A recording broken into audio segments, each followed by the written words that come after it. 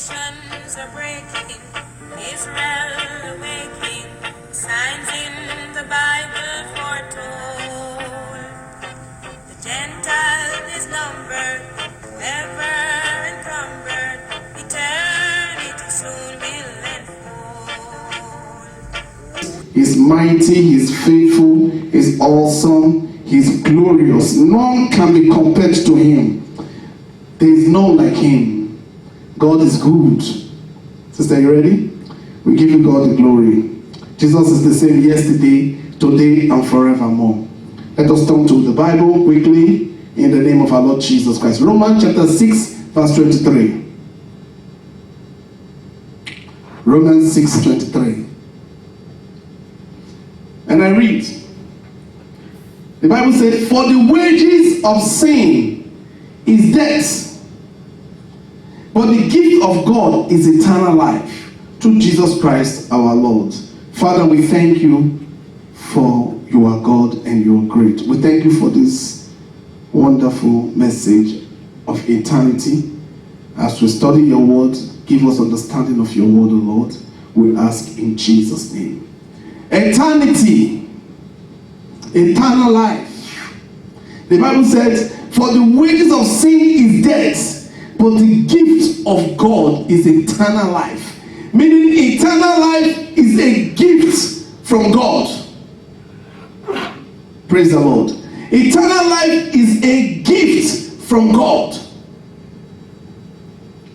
What do we do? Is it by our own work that we can obtain these gifts? No. Not by our own works, but by the mercy of God. Praise the Lord. For the wages of sin is death, but the gift of God is eternal life. Through whom? Through Christ Jesus. Eternal life is the life after now. The life after death. Praise the Lord. Eternal life. Eternal life is the everlasting life. The afterward. When we die, where we are going to. Praise the Lord. Some will be going to eternal damnation. The fire that burns forever and ever. Forever and ever has an end. But eternity does not have an end. Praise the Lord. Eternity does not have an end. And God gives you a gift that will cause you to live for eternity. But for those that do not receive the eternal gift from God, we end up in a lake of fire that burns forever and ever. That means a time will come when there will be total alienation. But those that will receive that gift from God will receive the gifts that will cause them to live life that doesn't end. I know how many of us will want to live like that. We will desire to live forever. Forever. 1 Peter chapter 1 verse 4 to 5. A life to an inheritance. 1 Peter 5, 1 to 5. 1 Peter chapter 1, 4 to 5. Sorry. Praise the Lord. He said, to an inheritance, a life that will live is an inheritance that is incorruptible and undefiled, and that fadeth not away, reserved in heaven for you. A life that God has proposed for you and I, an everlasting inheritance, an everlasting inheritance. Though God does not want you to go to hell. Praise the Lord. The Bible said, an inheritance that is incorruptible. Praise the Lord. This eternal life that we're talking about is an inheritance that is incorruptible. But hell is also an inheritance also for those that are sinners, an inheritance that is corruptible. But eternal life is an inheritance that is incorruptible. Praise the Lord. Incorruptible. He said, and undefiled, not contaminated, not polluted with sin, not polluted with unbelief. Praise the Lord. An inheritance that is not contaminated, that is not polluted. He said, and that faded not away. It does not fade away. Praise the Lord. It doesn't fade away. But the inheritance that is corruptible, which is hell, a place of damnation, a place of torment, a time will come for it to fade away, because hell is forever and ever, and forever and ever has an end. It's not eternity, but eternity, the Bible said, is reserved for you. It's not polluted. It does not fade away forever. Praise the Lord. Reserved in heaven for you. For you. God has kept a wonderful place for you and I. For the believers. Praise the Lord. For the believers. So it's a wonderful thing, and a place that we should desire. A place that we should long for. A place that we should look unto. Praise the Lord. We should look unto it. How am I going to go to this place? How can I go to this place? The Bible made us to know about Abraham. Abraham was so ready, but he was always looking unto that city. God gave him a revelation of a city that was built by God, not without hands. And there's this song that says, this world is not my home, I am just passing through. My treasures are laid down somewhere beyond the blues. Praise the Lord. My treasures are not on this earth. Where your desires are, if your desire is on earthly things, oh, how am I going to have a private jet? How am I going to get this? It is where your heart is. That is where your desire is.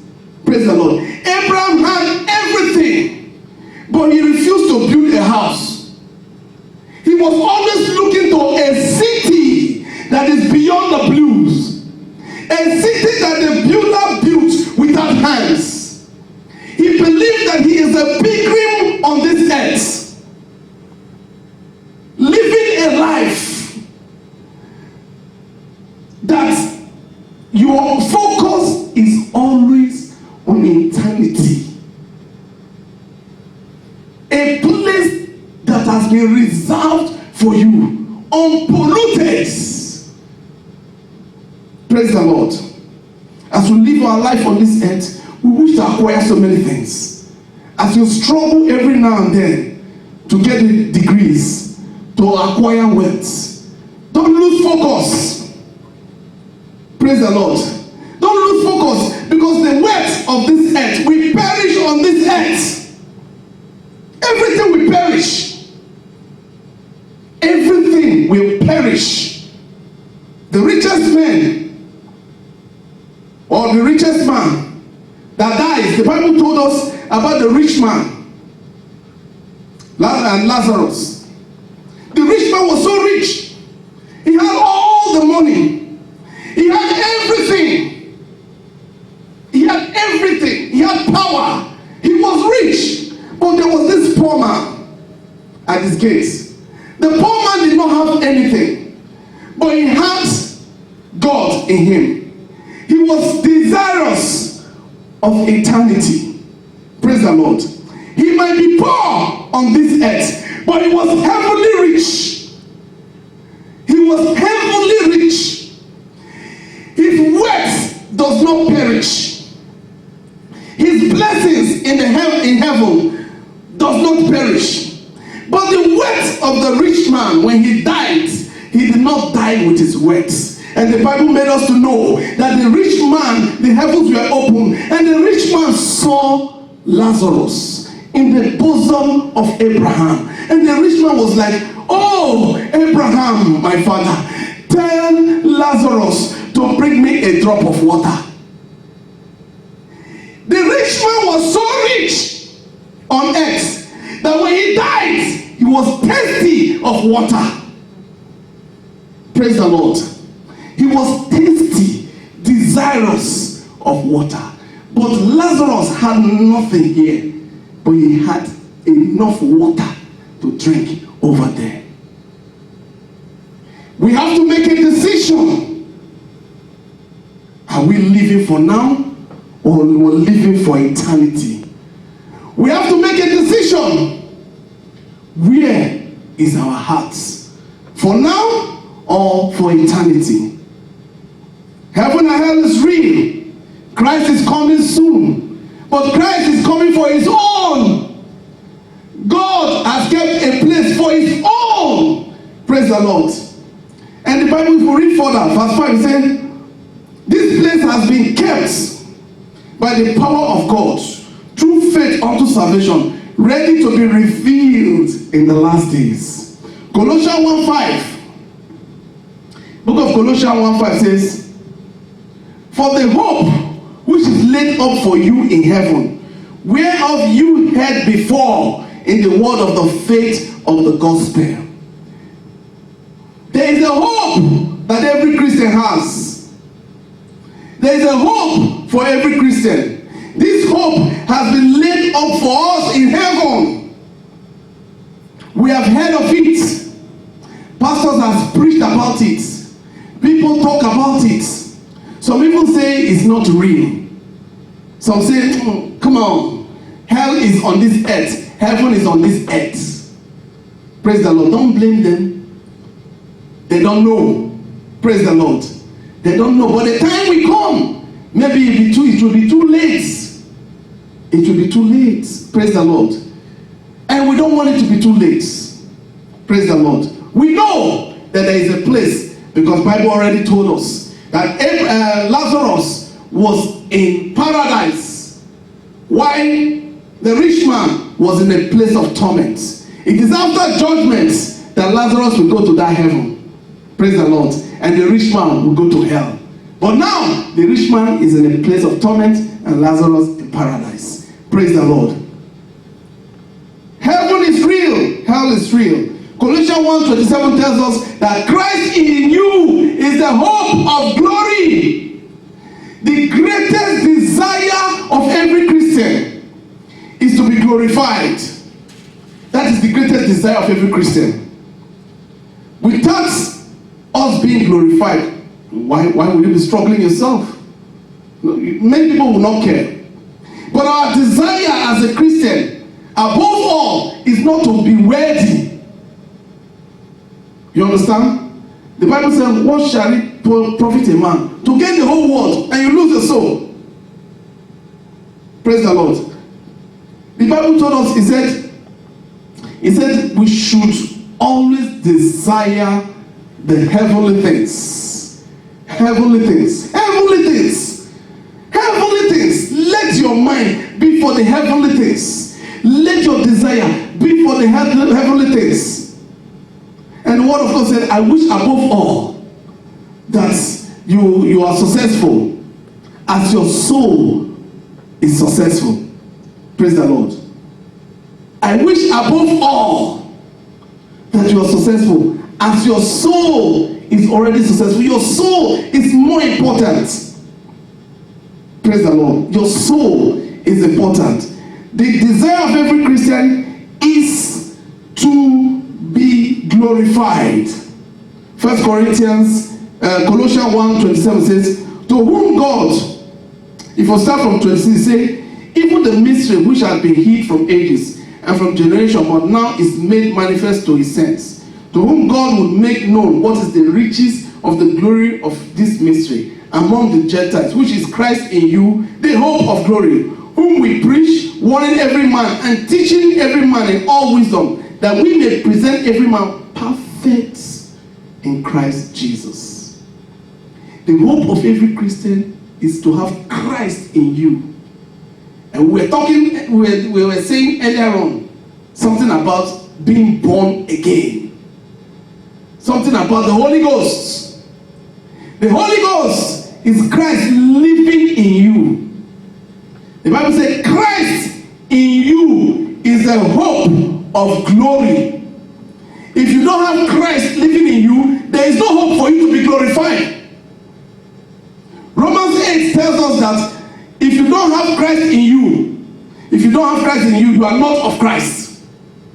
So for you to be glorified, you must have Christ living in you. Praise the Lord. You must have the Spirit of Christ living inside of you. The Holy Ghost is the Spirit of Christ. That Spirit has to come to live in you. And the Holy Spirit comes upon you not by going to church. Church cannot take anybody to heaven. Praise the Lord. No church has the gateway to heaven. The gateway to heaven is through Jesus Christ. He said, I am the way, the truth, and the life. No one cometh to the Father except through me. Through Jesus Christ you can enter. And the book of 1 Corinthians 12:13 says, by one Spirit are we joined into the body of Christ. And that Spirit is the baptism of the Holy Ghost. Praise the Lord. The baptism of the Holy Ghost. Christ in you, the hope of glory. Without the Holy Ghost, no rapture. Without the Holy Ghost, no eternity. Without the Holy Ghost, you miss the journey. The hope of every Christian is to have that insurance. Can say categorically, I am sealed with the spirits of the living God. Praise the Lord. John chapter 14, verse 1 to 3. We're trying to look at eternity, a place that God has kept for us. He has prepared a place for you and I, a place where the righteous are going. If you go to the book of John chapter 14, verse 1 to 3. Praise Jesus.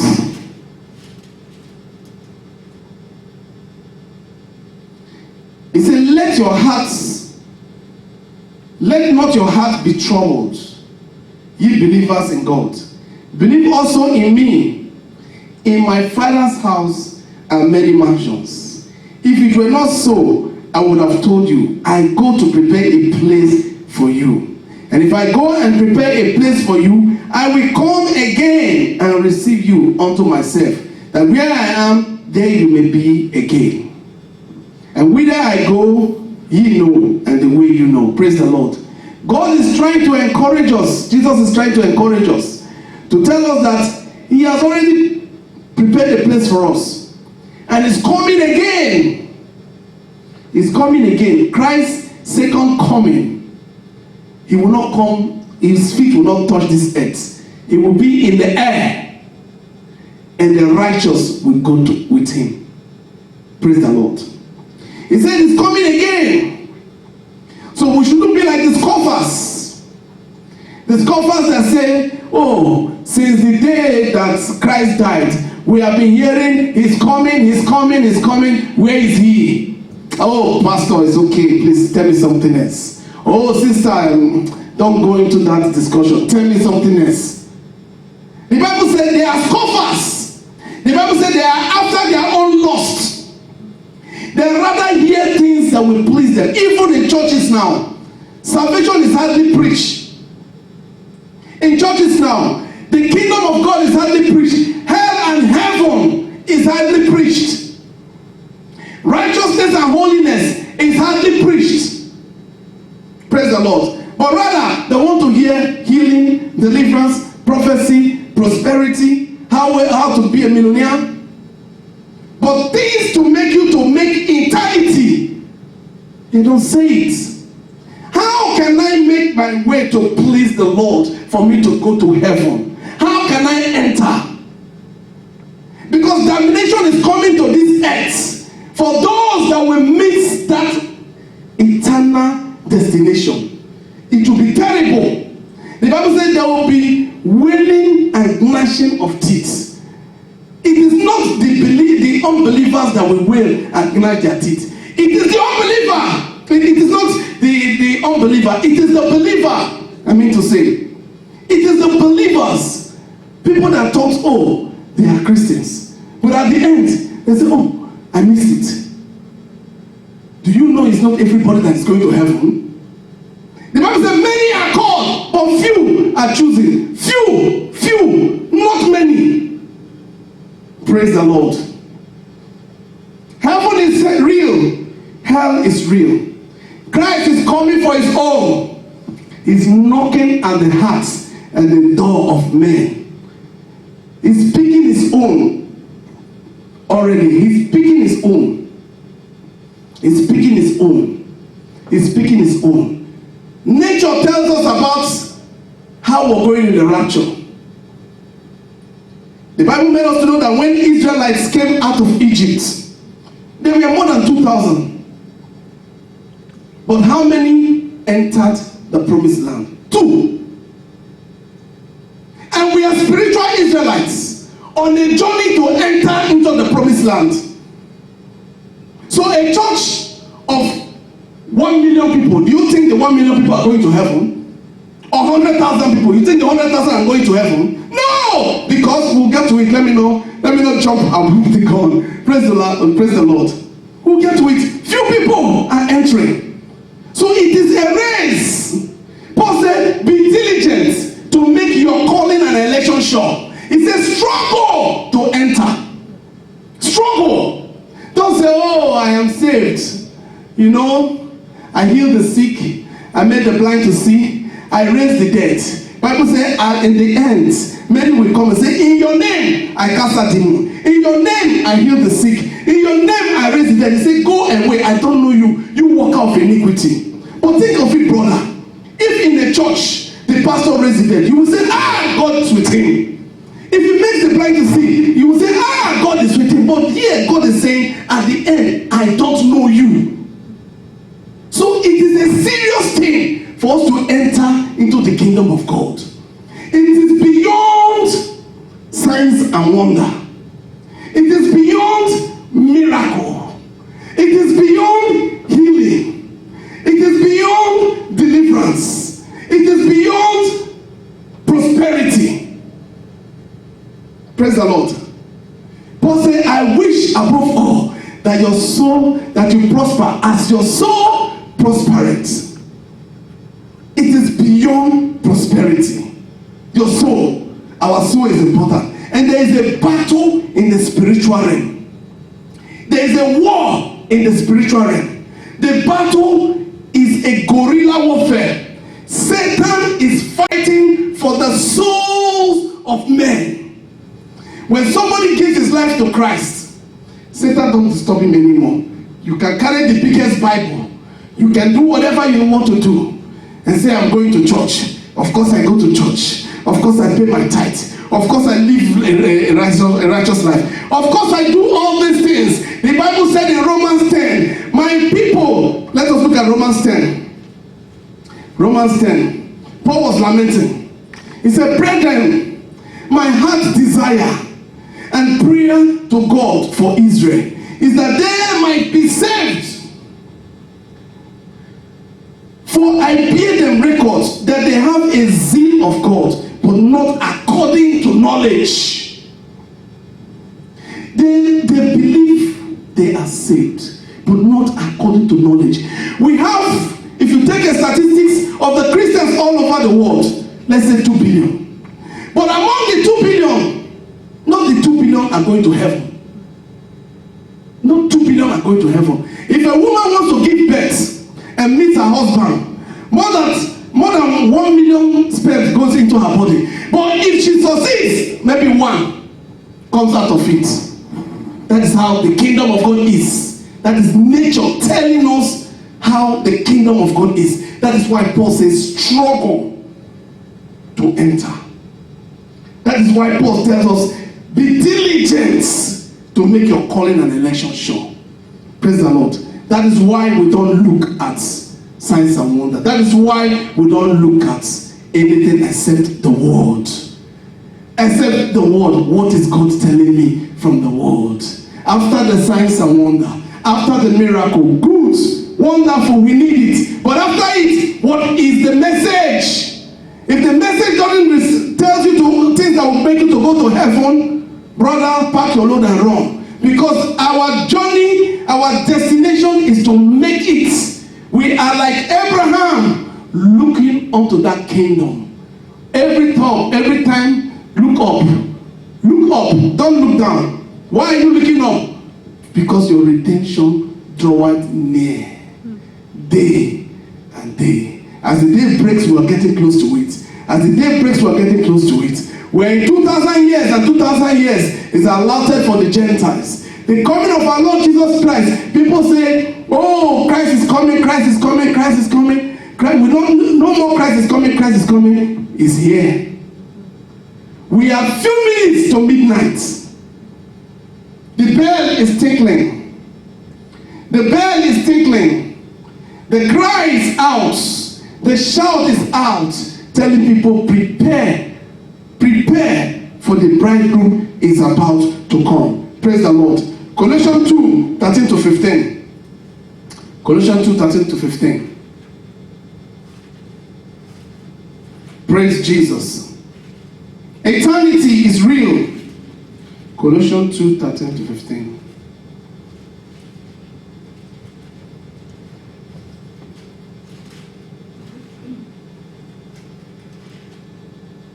Praise Jesus.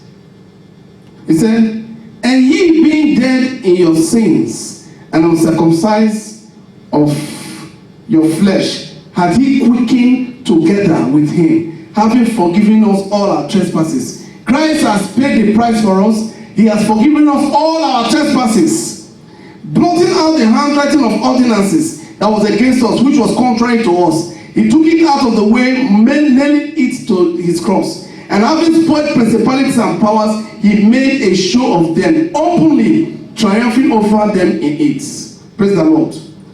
Christ has paid the price for us. And he gathered all our sins and nailed it on the cross. He has disarmed principalities, he has disarmed powers. He has made a public show over them. He has triumphed over them. And he has given us victory. Praise the Lord. All we need to do is just believe and accept him with all our hearts. Praise the Lord. He has paid the price for us on the cross. And on the cross he said, it is finished. It is finished. He has paid the ultimate price for you and I. But all we need to do is just believe and accept him. How weighty is our belief? Praise the Lord. Christ was made manifest in flesh so that he could, through death, pay the penalty for our sin, and he paid it in full. John 3:36 says, he that believeth on the Son hath everlasting life. If you believe in him, everlasting life is given to you. If you believe, not just to believe and disobey. Many times we find ourselves believing, but we are living in total unbelief. The Bible encourages us to believe. Believe. Believe. And you shall have everlasting life. And he that believeth not, the Son shall not see life. He that believeth not, the Son shall not see life. But the wrath of God abideth on him. So those that are not going to that eternal place of bliss is those that do not believe. Only the believers will enter into the kingdom of God. Praise the Lord. Only the believers. Those that believe are known as the bride of Christ. Those that believe, they are known as the bride of Christ. Let us look at Romans 8:18 to 21. I wrote something on there. Romans 8:18 to 21.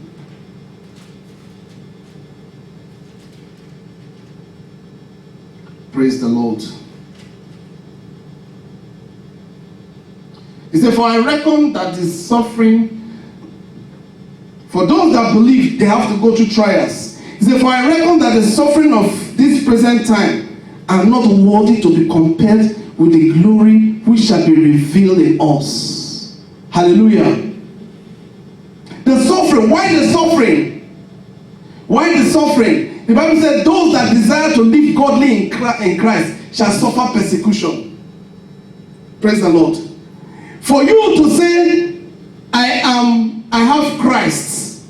For you to say you are already saved. There are trials you have to overcome. Praise the Lord. The things you used to do, you do them no more. For you to mingle and you say, no, my friends, I don't go to party anymore. I don't drink anymore. I don't club anymore. I don't do this anymore. Even your discussion at work. You are now a separated person. You are in this world, but you are not of this world. You are in another kingdom, from another kingdom. Praise the Lord. The Bible said, those that are in Christ Jesus, it said they are new creature. It said all things are passed away, all things become new. Your old man is dead. So for you to say, I don't live that life again, you will go through persecution. Praise the Lord. Certain things that your friends might want you to do, even in this nation of ours, Canada, where many a time they want you to cut short things, to do things in another way. Praise the Lord. You say, no, I don't do that. I'm a Christian. You might not get what you want easily because you want to pay the price as a Christian. There is a price for that Christianity. That is the persecution. There is a sacrifice. In economics, they call it the alternative for God. You desire to do this. Do you know that sin sometimes is very interesting?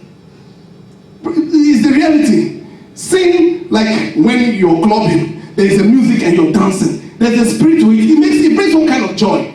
Or smokers, or those that drink. They find joy, they find pleasure in it. You say, I don't smoke anymore. I don't fornicate anymore. Oh girl, you girl, I don't want you anymore. I found Jesus.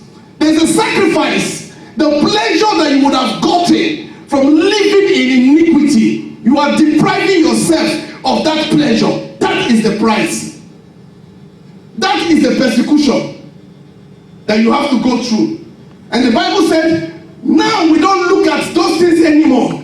Romans 8:18 says, for I reckon that the suffering of this present time are not worthy to be compared. That suffering, the things that you deprive yourself of,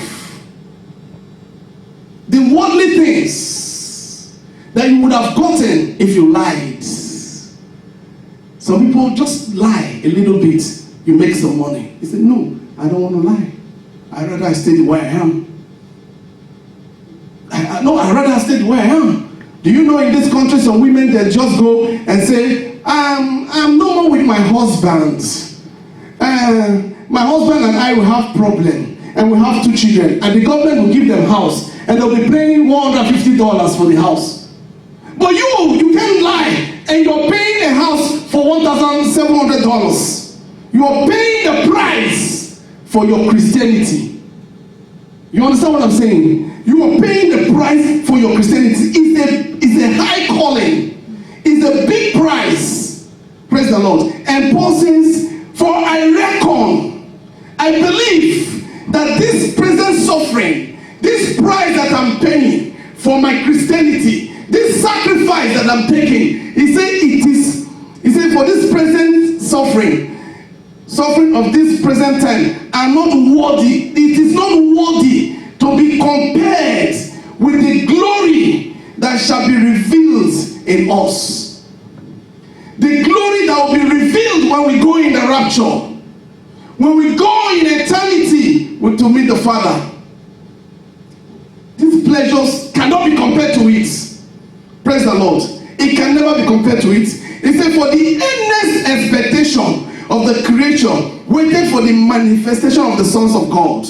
For the creature was made subject to vanity, not willing, but by reason of him who has subjected the same in hope, because the creature itself also shall be delivered from the bondage of corruption into the glorious liberty of the children of God. He said the creation, everything that God created, the earth, the moon, the sea, the animals, they all are waiting for the manifestation of the sons of God. They are waiting for that time, that eternal period, that eternal age, that millennial age that will be with the Lord, where there will be no trouble on this earth, where there will be no earthquake, where there will be no torment in the sea, where there will be peace. Everybody is waiting. They are all waiting. They are all waiting. Verse 20 says, for the creature was made subject to vanity, not willingly, but reason of him who has subjected the same in hope. God has brought the creature to see hope on him. Praise the Lord. To believe in God for that eternal day. Praise the Lord, that is coming. He said, because the creature itself also shall be delivered from the bondage of corruption into the glorious liberty of the children of God. The creature also, as we are liberated, praise the Lord, as we are liberated and brought into that redemption grace, also the creature will be redeemed. Because the Bible made us to know that the lion and the lamb will live together. But look at it now. Let the lion meet the lamb. It will pounce on it. Praise the Lord. He said there will be peace on this earth. That is what we are looking onto. That is where our heart is. That is where our mind is. That is where our heart is. But how can we get there? How can we get there? The Bible made us to know that those that believe will not be condemned. And who are those believers? The bride of Christ. Who are the bride of Christ? 2 Corinthians 11:2. 2 Corinthians 11:2.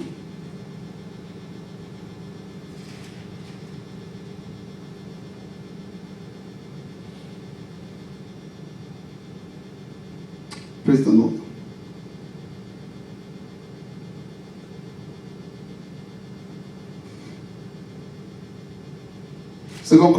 I'm in 1 Corinthians. 2 Corinthians 11:2. Paul is telling the Corinthians, he said, I am jealous over you with godly jealousy, for I have espoused you to one husband, that I may present you as a chaste virgin to Christ. Praise the Lord. Paul is telling the Corinthians that he's envious about them, because he has, in Africa, before a man gets married to a woman, he engages a woman, put a ring in that woman's hand. I don't know if you do that in your country, but you engage a woman. Praise the Lord. And that woman is yours. Paul said he's jealous of us because he has already engaged us to one husband that will be a pure virgin unto that husband, and that husband is Christ. Praise the Lord. So we are already married to somebody, Christ. How are we married to Christ? Christ is the Word of God. Praise the Lord. The Word that became flesh. And that Word, we shall be judged by that Word. Praise the Lord.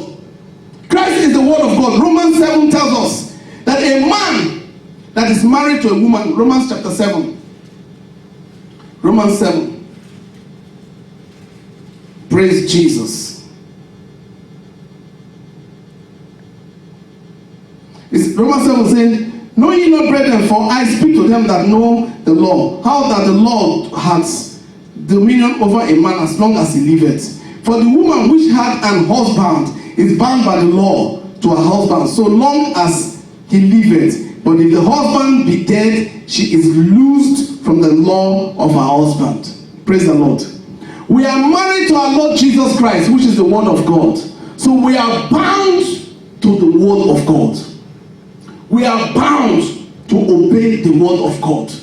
The Bible says Christ is the Word made flesh. In the beginning was the Word, and the Word was with God, and the Word was God. That Word is this. that became flesh. Praise the Lord. John 1:14 says, and the word became flesh. And the Bible said, you and I are going to be judged by that word. So we are supposed to be married to the word, which is Christ. Praise the Lord. So being married to Christ, we are supposed to obey his word. You believe in his word, then you obey his word. Praise the Lord. Then you can categorically say, I am married to my Lord Jesus Christ. Praise the Lord. So we, the bride, the Bible says we are already betrothed to one man. Praise the Lord, which is Christ Jesus. Christ Jesus. And Revelation 22 verse 17. Revelation 22 verse 17 says, the Spirit and the bride say, come. Revelation 22 verse 17.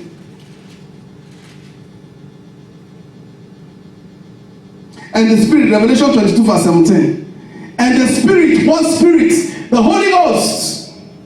The Holy Ghost that is among the brides of today is calling out. Is calling out people for the end time. The Spirit and the bride say, come. And let him that heareth say, come. And let him that is thirsty come.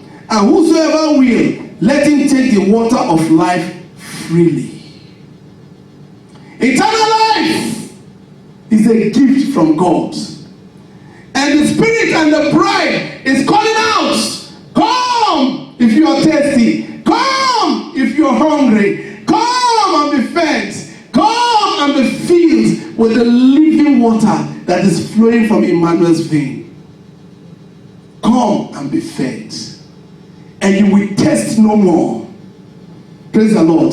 Jesus Christ was telling the woman at the well. He said, but if you drink this water, you'll be thirsty again.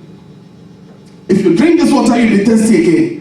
But he said, but if you drink the water that I'll give you, which is eternal life, he said, you will not thirst anymore. Praise the Lord. You will not thirst anymore. I used to tell those that say Christians can drink. I said, it is because you have not received eternal life.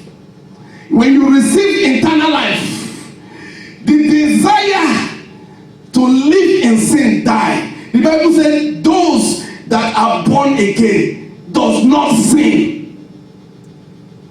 Praise the Lord. If you are born again, you cannot sin. Why? You are not born of a corruptible seed, but you are born of an incorruptible seed. So the seed that is in you is pure, is undiluted. Praise the Lord. It's a pure seed. So when sin comes, the desire for that sin is already dead. You can't sin anymore. But you might commit sin, not willingly. But immediately you commit sin, the Holy Ghost that is in you will begin to torment you. That is when you become restless. You become restless. You begin to panic. Because there is a spirit inside of you that will be telling you, you're wrong, you're wrong, you're wrong. That is the Holy Ghost. Praise the Lord. The Spirit and the bride is calling out, come, all ye that tastes. Come, all ye that is hungry. Come and taste from the water of life. And Jesus said, come unto me, all ye that labor and heavy laden, and I will give you rest. Labor with what? Struggling with iniquity. Struggling to know Christ. Struggling with whatever. He said, come. He said, and I will give you rest. The rest is the Holy Ghost. Praise the Lord. The rest is the Holy Ghost. Matthew 7:13-14 tells us there is a narrow way and there is a broad way. There is a way that seemeth right to the believer, but that way is the way of destruction. A way that seemeth right, but that way, if you look properly, is the way of destruction. The Bible is telling us today that we look closely at the direction we are following. Matthew 7:13-14. It says, enter ye at the straight gates. Enter at the straight gate. That straight, S-T-R-A-I-T, is difficult gates. Enter at the difficult gates. Praise the Lord. Christianity, as they say, oh, you just believe, everything is good. It's not like that. Praise the Lord. It is not easy. Christ has paid it all. But it is not easy because flesh is still in you. You have to fight to get rid of those flesh. And you can do that through Christ. But while you are doing that, you're going through the difficult way. The Bible says, enter ye at the straight gates. For wide is the gates, and broad is the way that leadeth to destruction. And many there be which go in thereat. Because straight is the gate, and narrow is the way which leadeth into life. And few there be that will find it. The way to eternal life is a narrow way. That is why we say, out of 2 billion people, 2 billion people can go through narrow way. You find out that very few people will be going through that narrow way. Praise the Lord. The way to eternal life, he said, it is narrow. Praise the Lord. But the way to hell, he said, is broad. So Broadway, what kind of people, thousands of people will be going through Broadway. Praise the Lord. Look at the streets. The streets is broad. Hundreds of people can go through the streets because it's broad.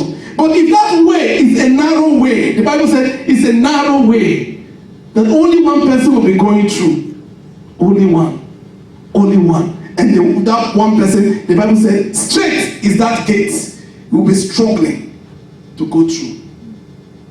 That is why Paul says, struggle to enter. Struggle to enter. Praise the Lord. Struggle to enter. Revelation 19 verse 7 says, and the bride of Christ is ready. Are we ready? Revelation 19 verse 7. He says, let us be glad and rejoice and give honor to him, for the marriage of the Lamb is come, and his wife had made herself ready. Is the church ready? Is the church of today ready for Christ's coming? It is not the pleasure. It is not the healing. It is not the signs and wonder. It is not, the feelings. It is the reality. Is the church ready? Praise the Lord. The Bible says, the bride had made herself ready.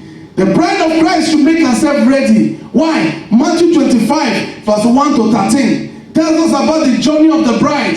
Jesus Christ was giving a testimony. He was giving a parable. Matthew 25, 1 to 13. He was giving a parable of the 10 virgins. The 10 virgins represent the church of today. The church of today. The 10 virgins are waiting for their bridegroom. The church of today, they are waiting for who? Our bridegroom, which is Christ, to come. And the Bible said, these 10 virgins, they had lamp.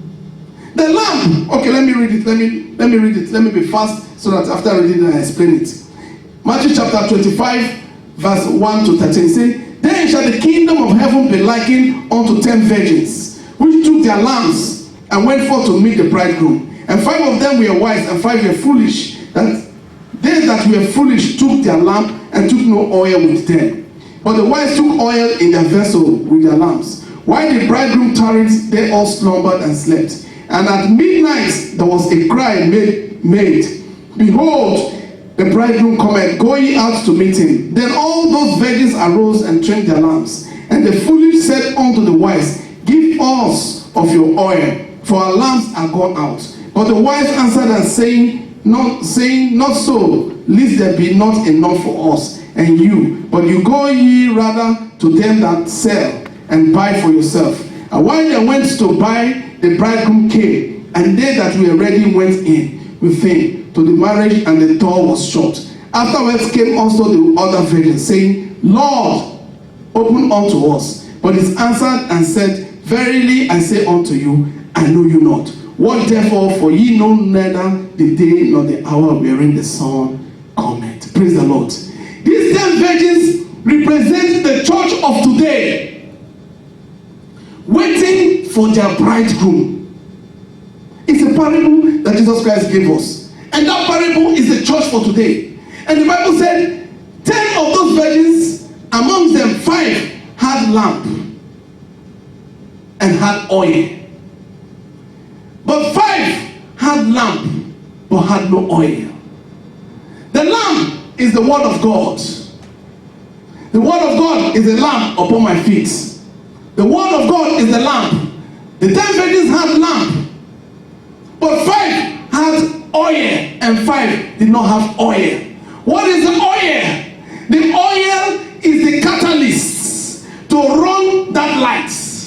The oil is the Holy Ghost. The oil is the revelation of now. The oil is come out of error, come back to Bible Christianity. The oil is telling you come out. The bride and the Spirit is calling out people. Come out. Come back to Bible Christianity. Come back to Jesus Christ, your husband, the Word of God. Come back and be married to your bridegroom. Come back to the revelation of the Word of God. But the other 5 had the gifts. They had the lamp. They had all the signs and wonders. But they do not have the revelation. Praise the Lord. They do not have the Holy Ghost. So when the bridegroom came, they missed it. And the Bible says at midnight, Matthew 25 verse 13, verse 6, he said at midnight there was a shout. And the shout is, come out, prepare, for the bridegroom is about to come. The end time message is a shout, calling out the people, telling them, come out, not religion, come out, not denomination, come out, not signs and wonder, come back to Christ, come back to the Word of God, for Jesus is coming soon. The bride is coming for the bridegroom, and it's only through His Word. Praise the Lord. And the Bible said, when the other people began to search, they began to knock. He said, the time is over. You cannot come in. The reason why the shout is on is because whoever misses the rapture, there is no second chance. There is no second chance. The Bible said there will be wailing and gnashing of teeth. It is not the unbelievers that will wail and gnash their teeth. It is those supposedly believers in the church. Supposedly believers in the church. The 5 foolish virgins are believers in the church. Paid their tithe, did everything, but they missed it. We don't want to miss it. That is why we are doing our best to make our calling and election sure. Because there will be no time then to say, oh, my pastor made me to miss it. Oh, I knew it. No, it will be too late. Praise the Lord. It will be too late. It will be too late. 1 Thessalonians 4, 16 to 17 tells us about the rapture. The rapture is about to happen. It is called the catching away. If you go to the Bible, there's nothing like rapture. There's no word like rapture. But what you see there is catching away. The bride will be caught away soon. Christ is coming for His bride. Very, very soon. 1 Thessalonians chapter 14, 16 to 17. He said, for the Lord Himself shall descend from heaven with a shout. The same shout that is going on, that is going on in Matthew 25, verse 6. Shout, telling people, prepare, He's coming. Go and get your oil.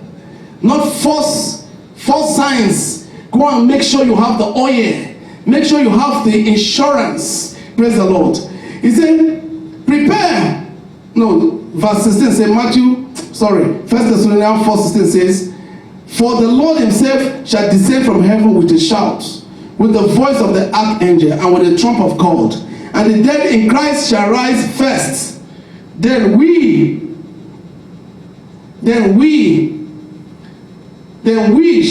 which are alive and remain shall be caught up together with them in clouds to meet the Lord in the air, and so shall it be.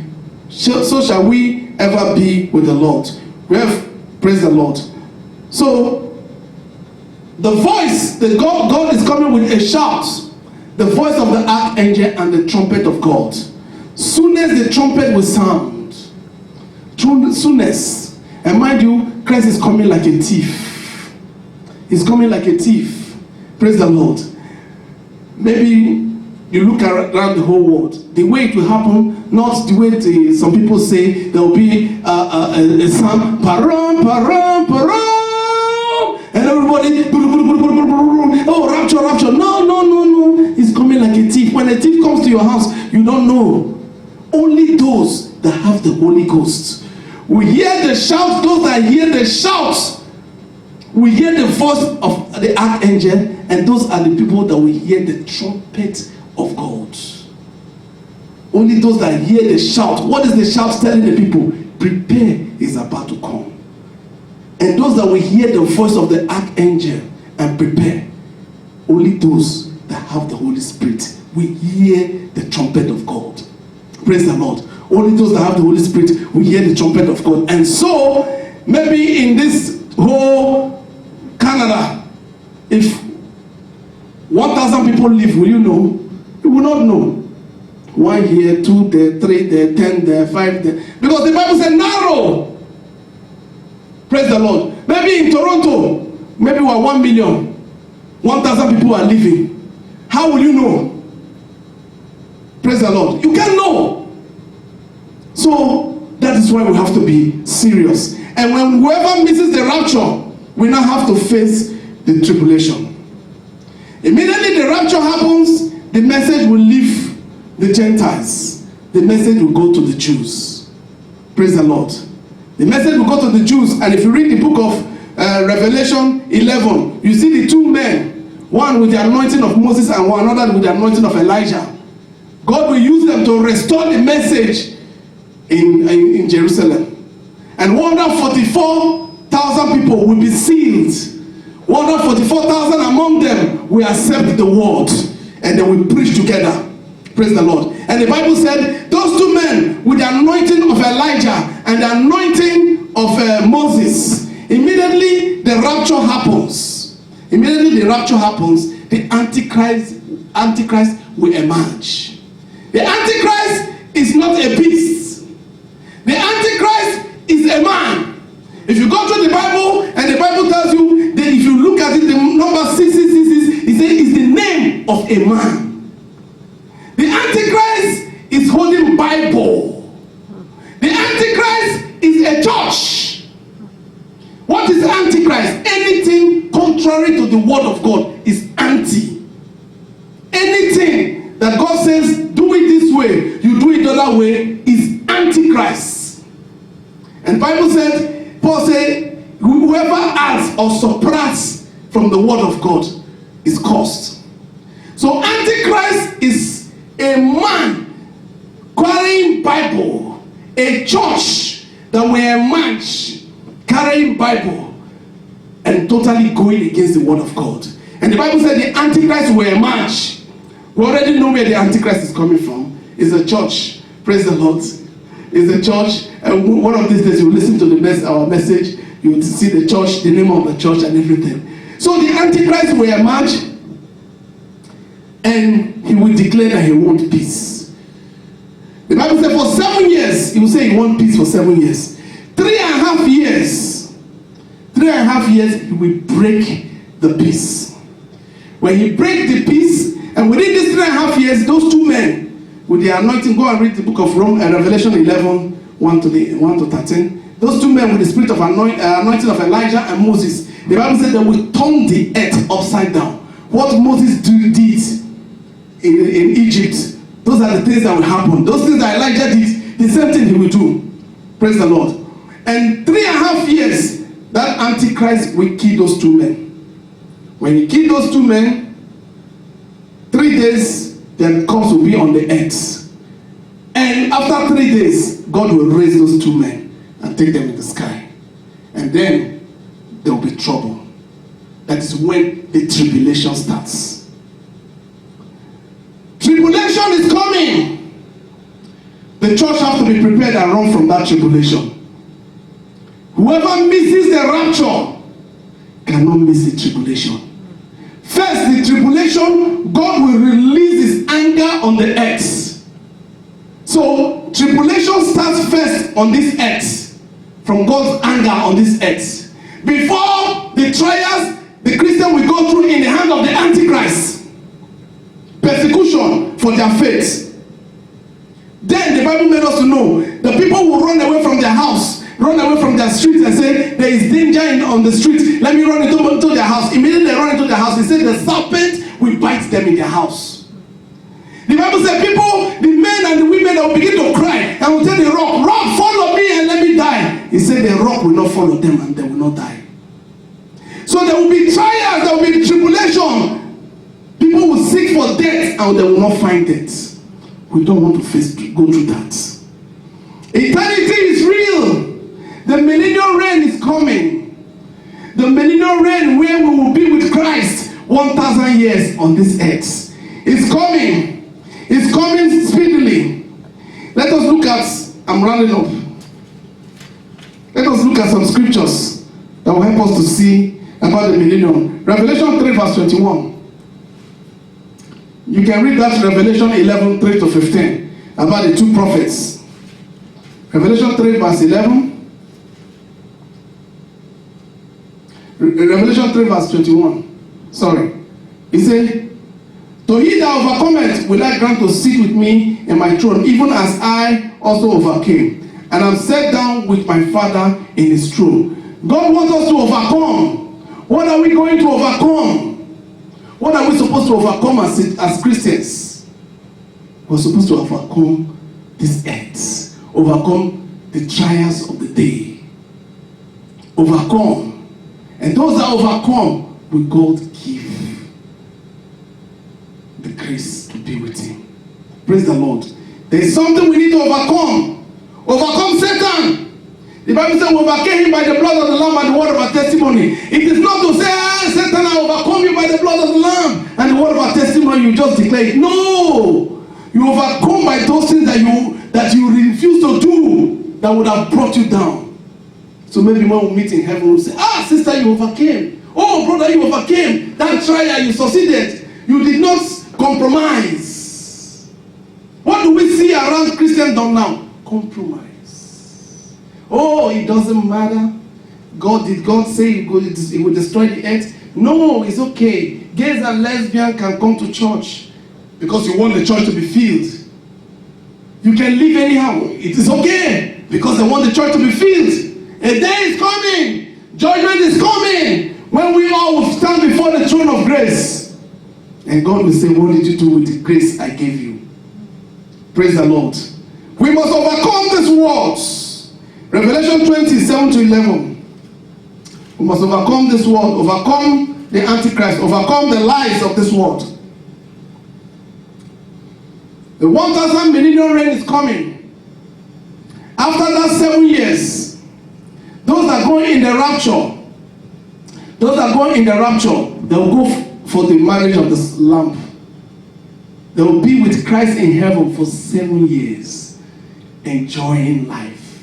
And after that 7 years, they will come back to this earth to reign with Christ for 1,000 years.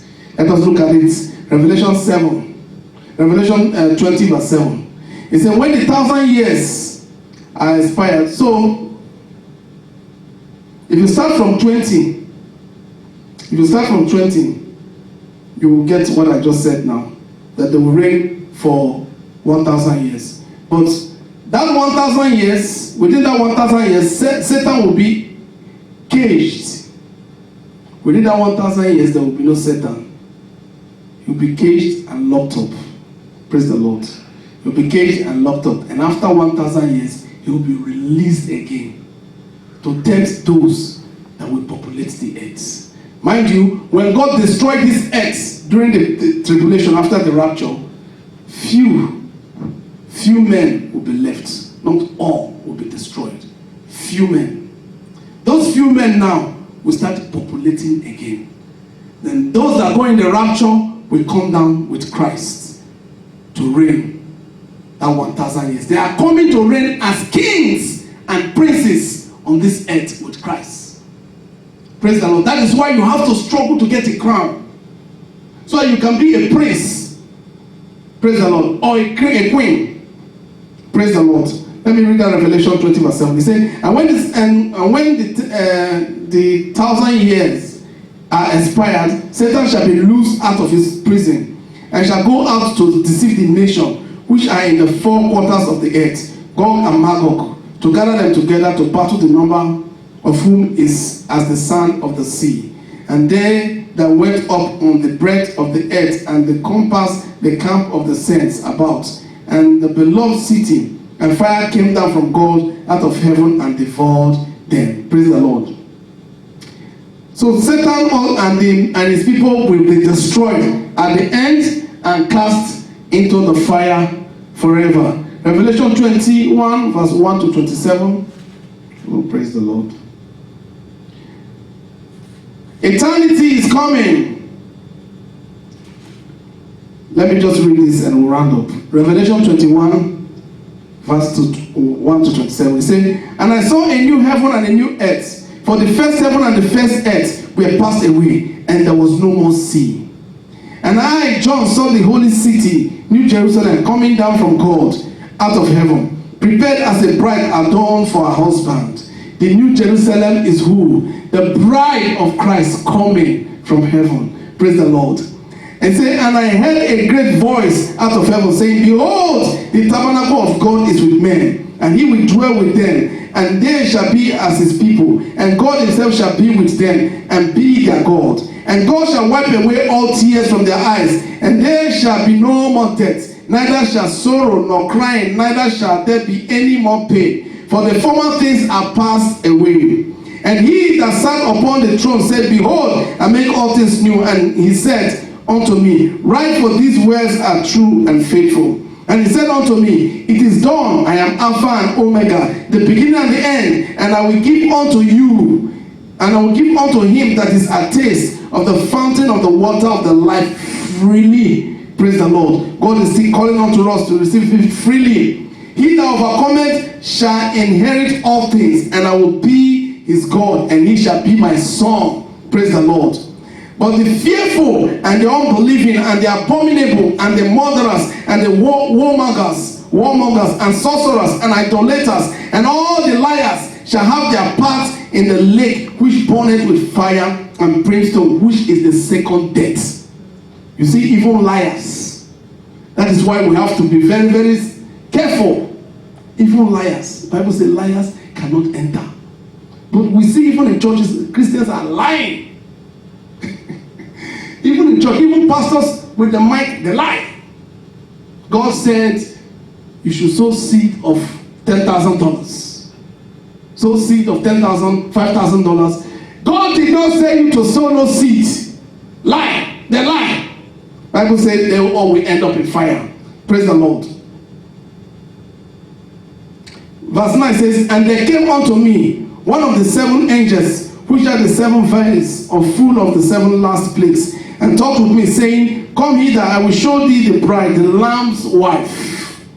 The bride, we are the bride, the Lamb's wife. And he carried me away in the spirit to a great and high mountain, and showed me that great city, the holy Jerusalem, descending out of heaven from God. Praise the Lord. Having the glory, the bride's wife is the holy Jerusalem. That holy Jerusalem that will come down from heaven. That is the bride's wife.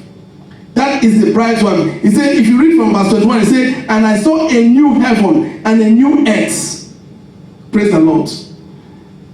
A new heaven and a new earth. For the first heaven and the first earth were passed away, and there was no more seas. That heavenly Jerusalem that will come down from heaven is the bride's wife. Let me take it again from verse 9. He said, and then I came unto one of the seven angels which had the seven vials from full of the seven last plagues, and talked with me, saying, come hither, and I will show thee the bride, the lamb of the wife, the lamb's wife. And he carried me away in the spirit, to a great and high mountain, and showed me that great city, the holy Jerusalem, descending out of heaven from God. The bride's wife coming from heaven. Praise the Lord. That is the holy Jerusalem. It said, having the glory of God, and her light was like unto a stone, most precious, even like a jasper stone, clear as crystals, and had a wall great and high, and had 12 gates, and at the gates 12 angels, names written therein, which are the names of the 12 tribes of the children of Israel. On each three gates, on the north on the east 3 gates, on the north 3 gates, on the south 3 gates, and on the west 3 gates. And the wall of the city had 12 foundations, and in them the names of the 12 apostles of the Lamb. And he that talked with me had a golden reed to measure the city and the gates thereof, and the wall thereof. And the city lieth foursquare, and the length is large as the breadth. And he measured the city with reed, 12,000 furlongs. The length of the breadth and the height of it are equal. Praise the Lord. Praise the Lord. So the holy Jerusalem will come down from heaven. Praise the Lord. And there shall be no weeping, and there shall be no gnashing of teeth anymore. And God is telling us, if you go to Revelation 22, verse 12, he said, and behold, I come quickly, and my reward is with me, to give every man according as his work shall be. I am the Alpha and the Omega, the beginning and the end, the first and the last. Praise the Lord. God is telling us that the eternal life is for us to be with Christ. And for us to get that eternal life, we need the Holy Ghost. The Holy Ghost is the eternal life that has been promised unto us. The Bible said in Ephesians 4:30, it said, grieve not the Holy Ghost that is given as a seal unto redemption. Praise the Lord. When we sin, when we live in sin, when we live in iniquity, when we do things that does not please God, we are grieving the Holy Spirit. That Holy Spirit is what we need to go to eternal life. Praise the Lord. And we need to struggle to keep our relationship with God. We should practice holiness, live in holiness, live in righteousness. The Bible said, the people were asking, what shall we do to be saved? They say, repent, be baptized in the name of our Lord Jesus Christ, and you will receive the Holy Ghost. The Holy Ghost is that seal that we need to go eternal life. And we all want to go that eternal life. We don't want to perish on this earth. Praise the Lord. Let us bow down our head. Father, we thank you for your word. We give you the glory. We give you the honor.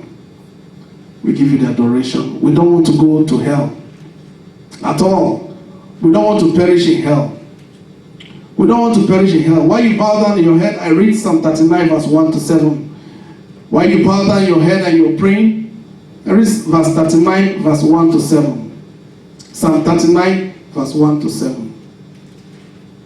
He said, I said I will take heed to my ways, that I sin not with my tongue. I will keep my mouth with a bridle while the wicked is before me. I was done with silence, I had my peace, even from good, and my sorrow was dead.